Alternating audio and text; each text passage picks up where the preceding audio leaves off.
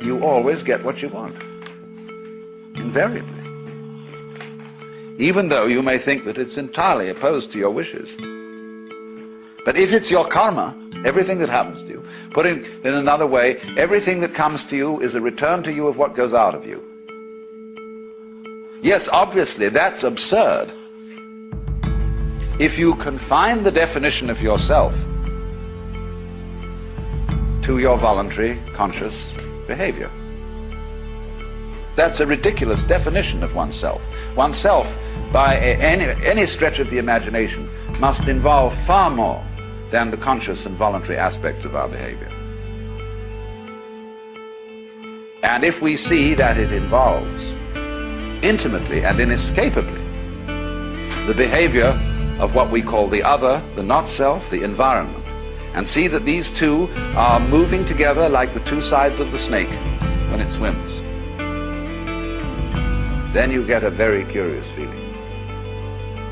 You have to be careful of it if you've got a Western background. Because this is what happens to a lot of people who play around with psychedelic chemicals. There are many, many cases of inflation among these people. That is to say, when you get this sensation that the two sides of the world, the inside and the outside, are moving together, you may think, I am ruling it. I am God in the Western sense of the word. Therefore, your ego, instead of being, as it were, integrated and transcended with all this process, merely assumes vast dimensions, has megalomania, is blown up by the mystical experience. And so you get the holier-than-thou people going around who seem to think that they're above all human conventions and have no obligations to anyone or anything because they're divine and they can do as they damn please. What they haven't realized is that doing as you will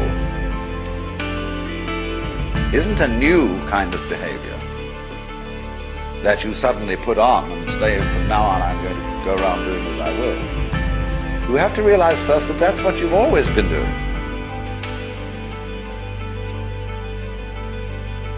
And you could look at this from a very simple point of view. It's not a complete point of view. But you can say, well, now what about the people who did good and who did the things that they didn't want to do? You know, everybody's mother said to us, darling, sometimes we have to do things we don't like. Well, what about that? Well, you can always say, the kid obeyed the mother and did the thing that it didn't like because that was the better part of wisdom. In other words, if it hadn't done that, something worse would have happened. And we choose the lesser of two evils. And when you find yourself in a situation where you have to choose the lesser of two evils, then you say, I want out of here. And you take the easiest way. You take the line of least resistance. So that's your doing. Now, you can pursue that more profoundly when you stop thinking about human behavior as something that responds to the compulsion of an environment. And you can get out of that when you see the behavior of the environment as an essential aspect of you. So it isn't, as it were, the environment starting something, which you are therefore compelled to follow. It's the whole system moving together. So then, you get in the state of liberated or mystical consciousness, you very often feel that a hill is lifting you up as you walk up it. The ground seems to heave beneath your feet, and up you go. And you get this strange feeling of lightness, of effortlessness, walking on air, never a care, you know. This wonderful sense that there are no obstructions anywhere. There's nothing, as it were, banging you and making you do that.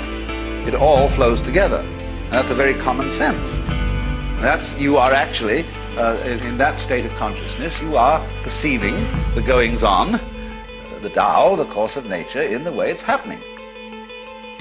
But in the ordinary way, you've been conditioned to resist it, to fight it, and to use those sensations of resistance to create a sensory basis for what you describe as the ego. The ego in practice is a sense of strain. When you are aware of I, you are aware of a basic discomfort, which is located basically between the eyes, somewhere in here, sort of tightness.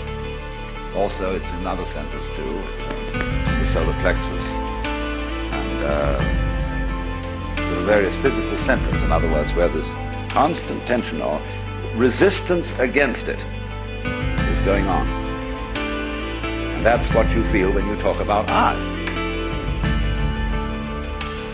When that tension ceases, you discover immediately that the separate ego has disappeared, and that what I refers to is simply the total panorama of experience, everything that's happening. That's I. And obviously I don't know all of it, because I can't inspect all of it with my radar, with my conscious attention.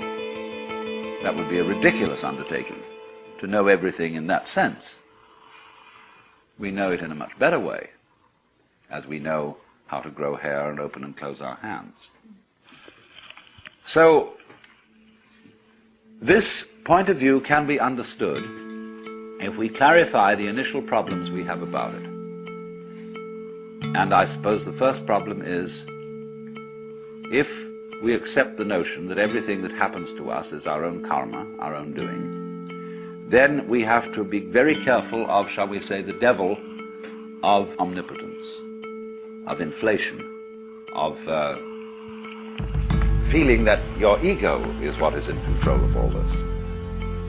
And the second thing is, if you think then that everything that happens to everybody is what they really want to happen, then you can absolve yourself from any qualms about being unkind to someone, because you could say, well, the unkindness I did you was what you really wanted, wasn't it? You know that business about the responsibility of the person who gets murdered for getting murdered? There is a curious sense in which a lot of people go around looking for trouble.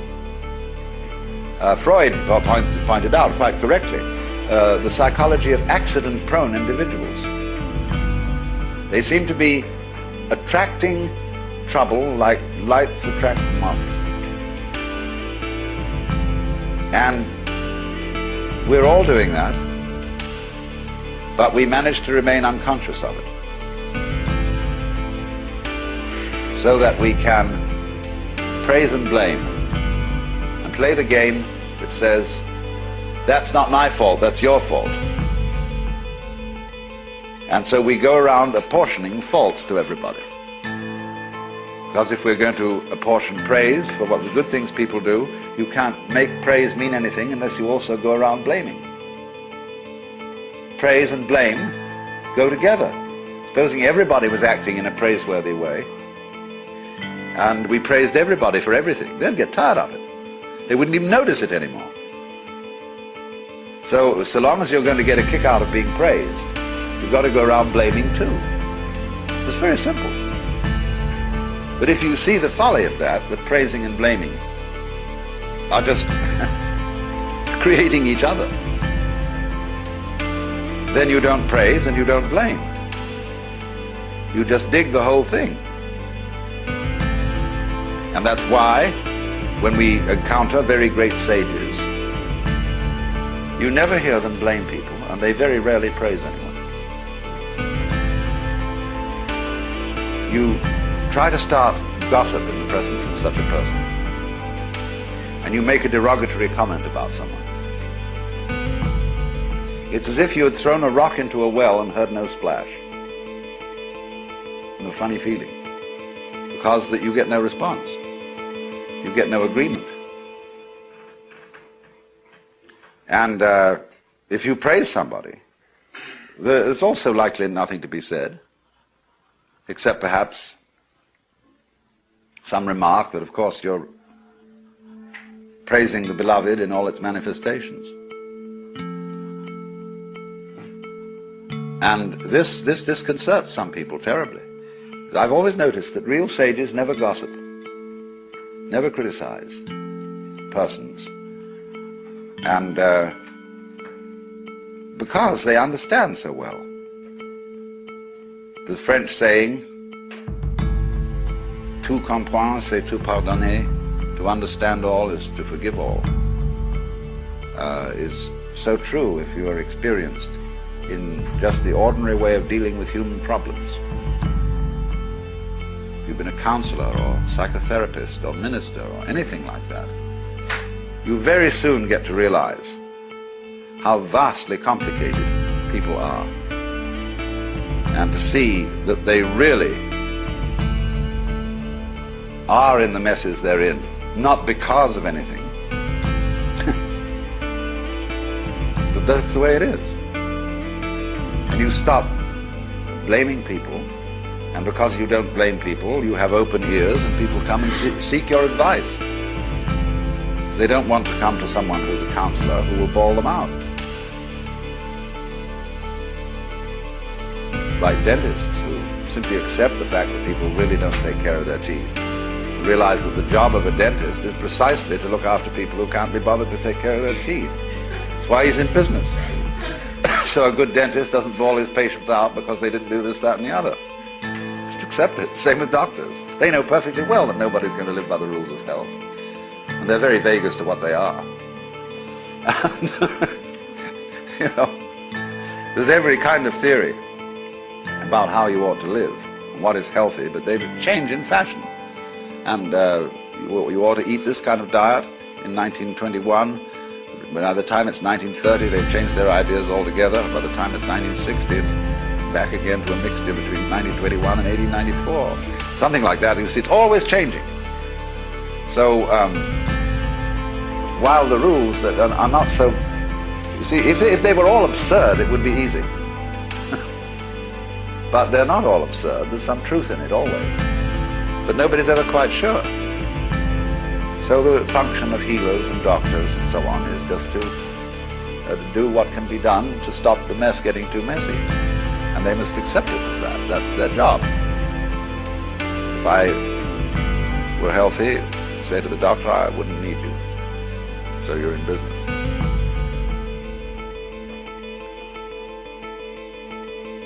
Now, what about it then? We have difficulty in seeing this mutuality of our relationship to the rest of the world because it's contrary to common sense, contrary to the way we've been brought up. And therefore we have what I would call an initial intellectual block to understanding it, quite apart from any emotional blocks or anything of that kind.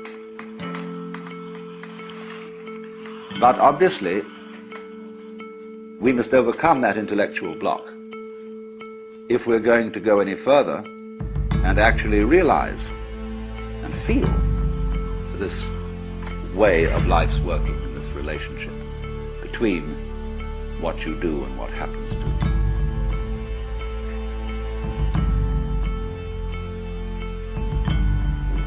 Then the question arises, then what do I do? Do I go around saying to myself, all this that's happening to you is what I wanted. I am inside and outside. I am the subjective and I am the objective. And you don't mean to go around thinking thoughts about this, so as it were to talk yourself into this way of feeling. Well, that's very superficial. Because this new sense of relationship to nature is something much more than an idea. See, ecologists and physicists have the idea that this is so. But they, mostly in their private life and in their ordinary human behavior, are just like other people who don't feel it and who feel themselves in a Newtonian billiards game, even though they've gone on to quantum mechanics. So that there may be a transition from our ordinary way of feeling how things go on to the new way, we have to do something other than think. Because actually thinking is causing the trouble. It is by thinking that we divide the world into separate events and separate things. That is calculus. And Ananda Kumaraswamy once described the life of the liberated being as a perpetual, uncalculated life in the present. And you say, wow, I don't think I could do that. That saying of Jesus in the Sermon on the Mount, be not anxious for the morrow, the uncalculated life. If God so clothe the grass of the field, will he not much more clothe you, faithless ones? And I've never met a preacher yet who would really take that up. They all say, well, of course, that's too hard a saying for most of us. It's not practical. Everybody has to take thought for the morrow and calculate. Well, at this point, people can go in two directions. There's one class of people who will say, all right, let's live the uncalculated life. Let's not make any plans. And before you know where they are, they're living in a filthy pad and scrounging around and living on petty thievery and so on. This is the usual thing. This is got into it the wrong way. The first thing to do is, just as I said,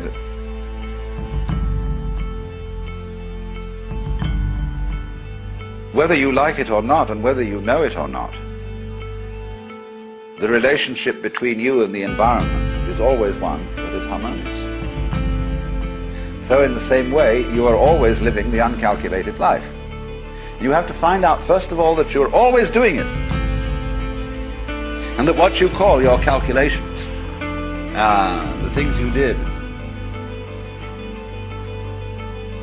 were funny little rationalizations. In other words,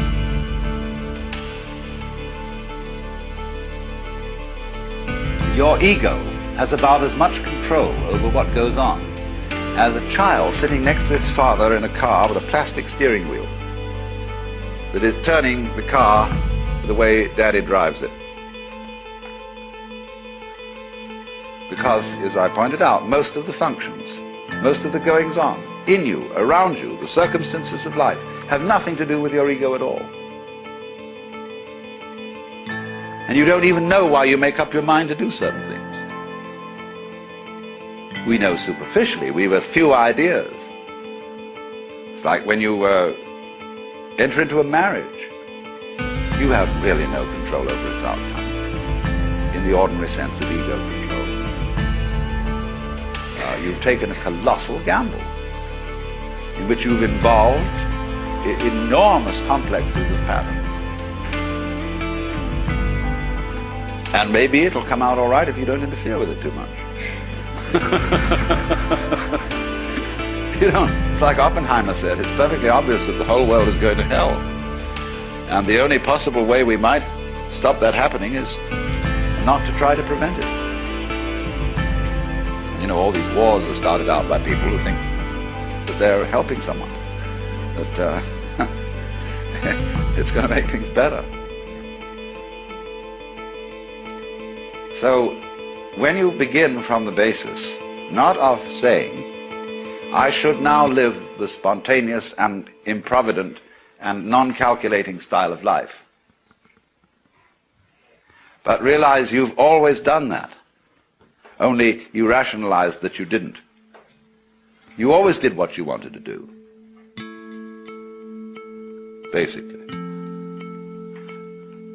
Only you said sometimes it was my duty. But you preferred a conception of yourself as someone who always does his duty. That flattered you.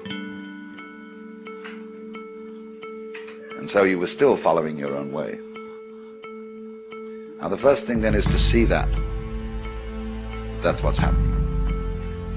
So that you don't think, well, now there is some special thing I have to do to understand this harmonious relationship between the individual and the world.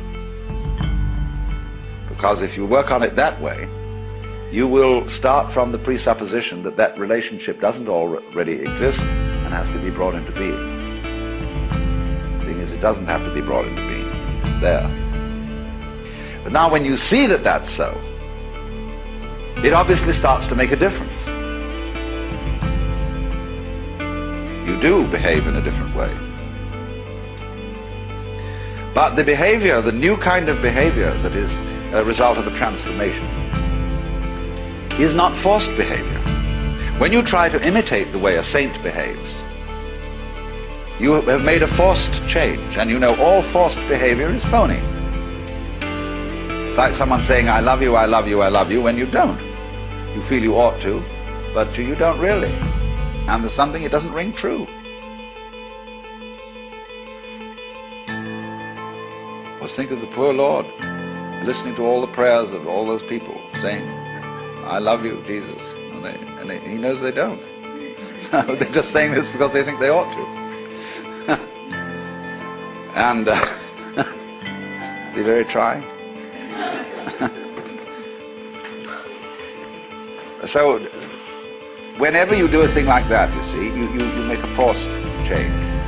Now, if the change is to happen in the same way that a seed at proper season breaks open and sends up a shoot, see, it comes from the whole force of life itself.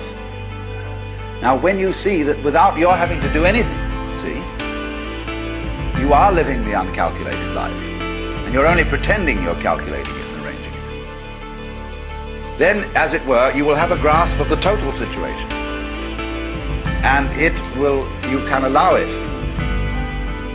to produce changes in action which are not forced. So this is why there is always a trend in every kind of spiritual doctrine which says something about grace, divine grace. There must come about something in you, a change, which you can't produce. And if you try to produce it, you will be a victim of spiritual pride.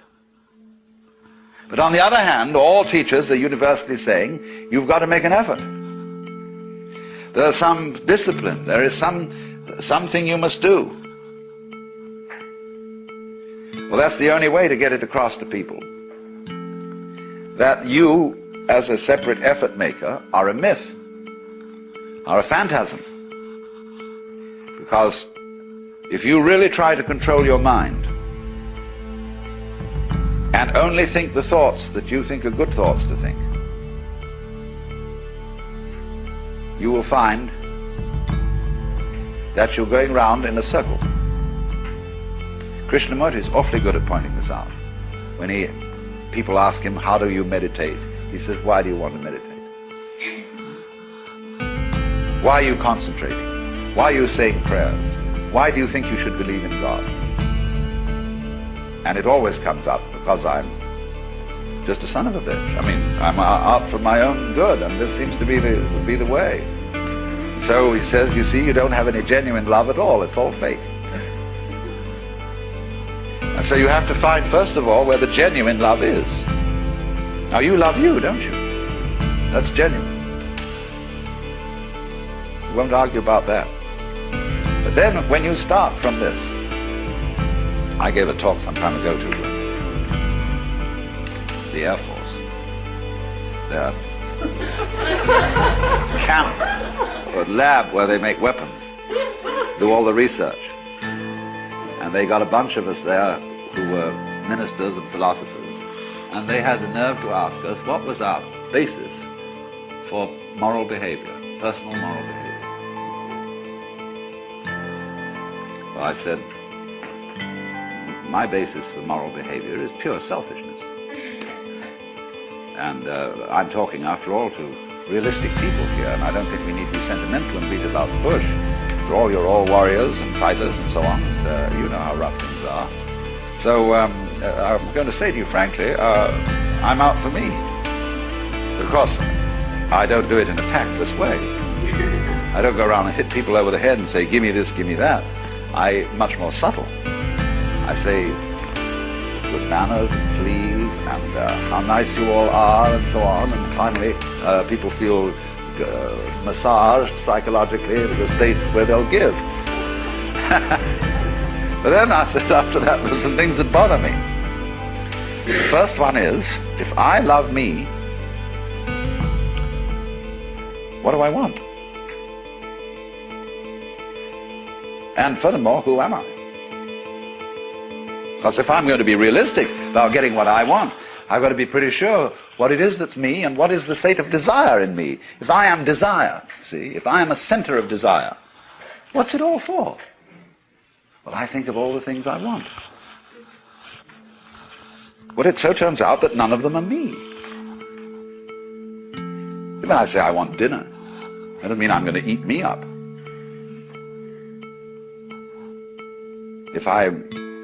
Any pleasure I can think of is the enjoyment of something that I hadn't thought of defining as myself. Because I like my sensations, I like what happens to my body when I take a fine wine and down it. But then what's the difference between my body and the wine? If I say I like the wine, I also mean I like me and the wine together, a mixture. But then I don't eat you or a friend or a lover in the same way as I drink wine. I live in association and like this. But then I'm loving things that aren't formally supposed to be me. And as I go into it, in other words, as I investigate what I mean by me, I find that I can't put any limits on it. That I cannot experience me without you, or without the other. And they're inseparable. But you don't find this out until you investigate it. Until you really go into the question, what do I want? And that's the most important investigation anyone can make, which I'm going into in the next session. The question of power. And all these military men, they think they want power. And so I said to them some very subversive and undermining things without anybody knowing it until long after I'd left.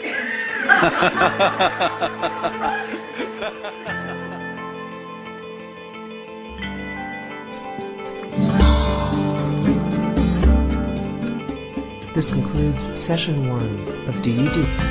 About it.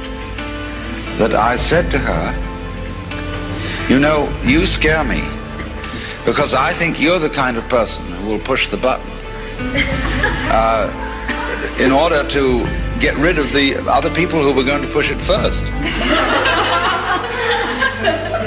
And she told me that I had no love for my future generations, no responsibility for my children, that I was a phony Swami who believed in retreating from facts. But I maintained my position. Robert Oppenheimer, a little while before he died, said that it's perfectly obvious that the whole world is going to hell. The only possible chance that it might not is that we do not attempt to prevent it from doing so. Because you see, all the troubles going on in the world now are being supervised by people with very good intentions. Their attempts to keep things in order, to clean things up, to forbid this and prevent that possible horrendous damage.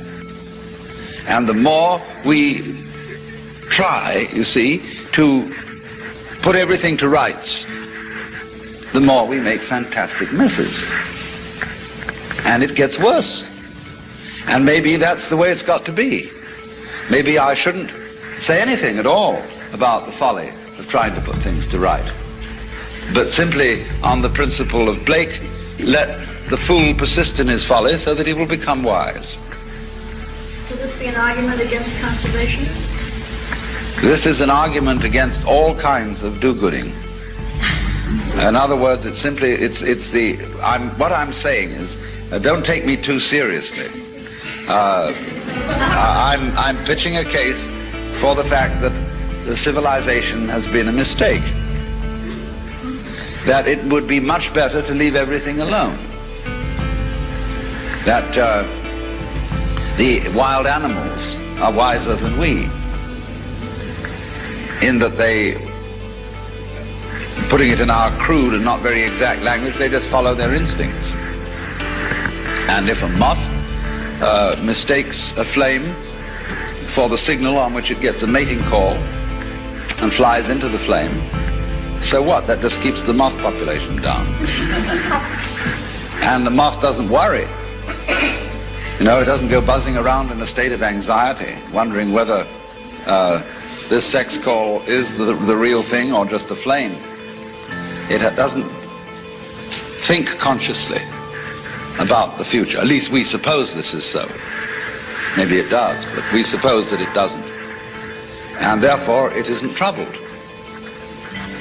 And but the species of moths goes on and on and on. And it's, so far as we know, it's been around for an incredibly long time, and maybe even longer than we have. Bees, ants, creatures of this kind, they have long since escaped from history, so far as we can see. In other words, they live a settled existence, which you might consider rather boring, because it doesn't have constant change in the way that we do. They live the same rhythm again and again and again and again, but because they don't bother to remember it consciously, it never gets boring. And because they don't bother to predict, they're never in a state of anxiety. And yet they survive. Now we, who look before and after, as Emerson says, and predict, and are always concerned whether this generation is going to be better or worse than the one that came before, we are tormented. And we just don't realize, because of this tremendous preoccupation with time, we don't realize how beautiful we are, in spite of ourselves. Because you see, the conscious radar is a troubleshooter. It's always on the watch out for variations in the environment which may bring about disaster. And so consciousness is, from one day's end to another, entirely preoccupied with time and with planning and with what has been and with what will be. And since troubleshooting is its function, we then get the general feeling that man is born to trouble. And we ignore in this preoccupation with conscious attention how marvelously we get on. How, for most of the time, our physical organs are in a fantastically harmonious relationship.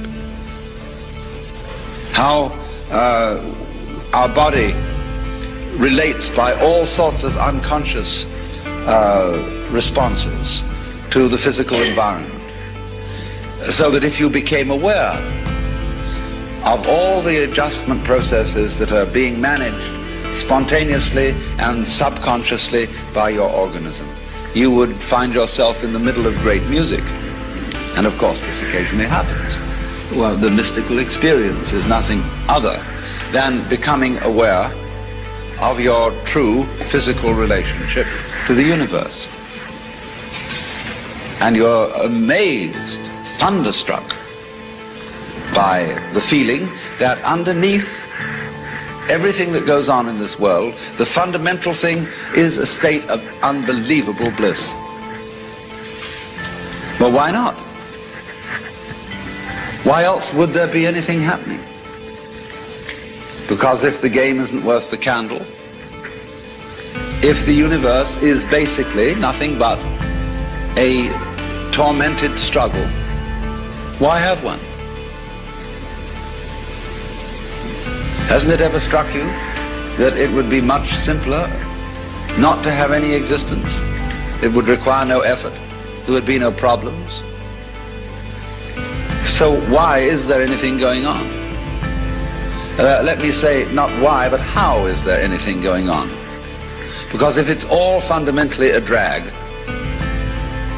I just don't see any reason for its being. Everything would have committed suicide long ago, and to be at rest. Abu Ben Adhem, may his tribe decrease by cautious birth control and be at peace.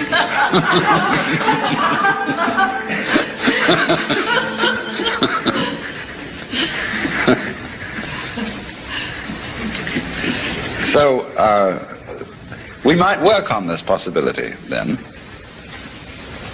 that civilization is a mistake, and that we've taken completely the wrong track, and should have left things to nature, as it were. And of course, this is the same problem that is brought up in the book of Genesis. Actually, the fall of man in Genesis is his venture into technology. Because in the Bible, the Hebrew words for the knowledge of good and evil are connected with techniques. What is technically expeditious and what is not. Words connected with actually metallurgy. And to be as God, you see, when you eat of the fruit of the tree of knowledge and you become as God, means you think you're going to control your own life. And God says, okay, baby, you wanted to be God, you try it. But the trouble with you is you've got a one-track mind. And therefore you can't be God. To be God, you have to have a infinitely many-tracked mind, which is, of course, what your brain has, you see. The brain is infinitely many-tracked, but consciousness is not. It's one-tracked. As we say, you can only think of one thing at a time. And you cannot take charge of the universe with that kind of a consciousness, because there's too much of it. As I explained before, too many variables. And our science can take care of a few variables, or of an enormous number of variables, as in quantum mechanics, by statistical methods. As we can use statistical methods to predict that most people will live to be 65 years old, at least, but we cannot say of any given individual whether he will live to 65 or not. That's what we wanted to know. But the problem is that the variables on each individual are too complicated. And we have not yet, you see, developed a science which can deal with, say, 50, 100, or 500 variable systems. It's too complicated to think about. The computers are going to help us. But as yet, we're either on the low number or the extremely high number. And these are outside the range of the problems with which we're really concerned. That's why, for example, a lot of people have taken to using the I Ching, the Book of Changes. Because if you're tossing a coin to make your decisions, and everybody does fundamentally make their decision by tossing coins, it's better to have a 64-sided coin than a two-sided coin. The I Ching gives you 64 possibilities of approach to any given decision instead of just two. Yes or no. It's based on yes or no, because it's based on the yang and the yin. But in the same way that computers, digital computers, use a number system which consists only of the figures 0 and 1, out of which you can construct any number. And this was invented by Leibniz, who got it from the Book of Changes. It's amazing how this book is somehow always with us. But this then is a way of helping your own multivariable brain arrive at decisions, cooperating with your own mind. Because then again, after you've tossed your 64-sided coin, the oracle that you read that explains each particular hexagram in the Book of Changes is a sort of Rorschach blot. It is very laconic remarks into which everybody reads just exactly what they want to read. But that helps you make a decision by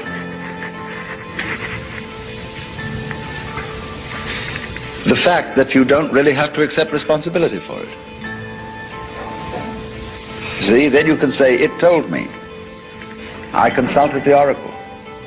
Same way when you go to a guru. You say, my guru is very wise and he has instructed me to do this, that and the other. But it was you who decided on this guru. How did you know he was a good one? You see, you gave him his authority because you picked him out. It always comes back to you. But we like to pretend it doesn't. But the thing is that oneself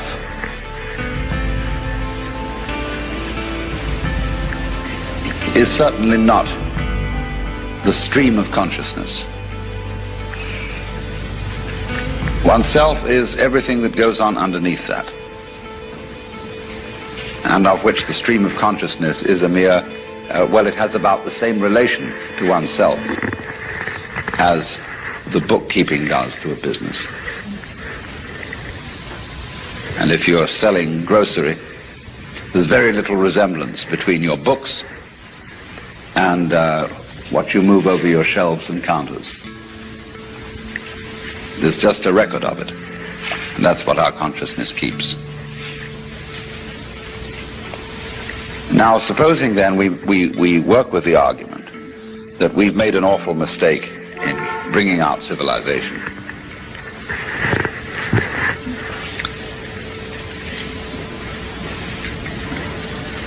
And we're not going to survive.